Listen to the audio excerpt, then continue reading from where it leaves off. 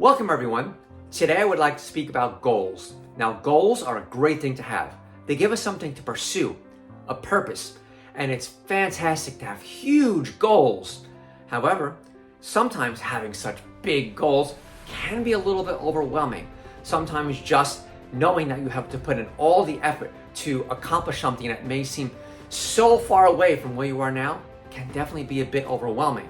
So it's often better is to take that one huge goal and to break it up into many smaller goals. That definitely makes it easier to do and mentally less challenging that way.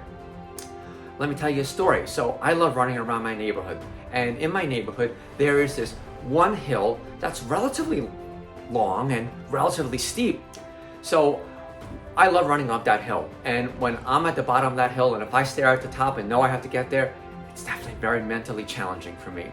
So what I do instead is I break that one big hill up into a few smaller hills, so to speak. So on this particular hill, there is about halfway up a driveway on the left side, about 10-15 feet past that, a telephone pole on the right, a bit beyond that, another driveway on the left, then a little past that is another telephone pole on the right, and then about 15 feet or so beyond that is the top of the hill. So when I start running up that hill, my main goal is not to get to the top, it's to get to that first driveway. Once I've done that, I've accomplished that goal and definitely feel good about that. So my next goal is not to get to the top, but again, to get to the telephone pole. And then after that, my goal is to get to the second driveway. After that, my goal is only to get to the next telephone pole. And then once I've done that, in about 15 feet, I'm at the top. So breaking this big hill up into multiple smaller hills in this manner, in my mind, makes it much easier and much less mentally challenging for me to do, and it's definitely a great way to do it.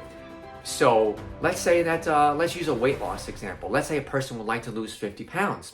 So losing 50 pounds is a great thing to do, and losing 50 pounds by living a healthier lifestyle, by eating healthy foods and increasing your level of physical activity is definitely the best way to do it. But again, losing 50 pounds might seem a bit overwhelming at first, so it's better to break that 50-pound goal up into several smaller goals. So let's say instead of losing 50 pounds, your immediate goal is to lose 3 to 4 pounds in the next month. That's it.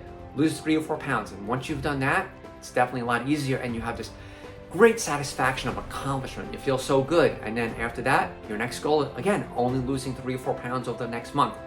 And you do this each month, and over time, you've lost that 50 pounds. And that is a much more easier way to look at it and to accomplish this. So I hope that you found this video helpful. And if you did, please feel free to share it with anyone you think might benefit. Until next time, be well.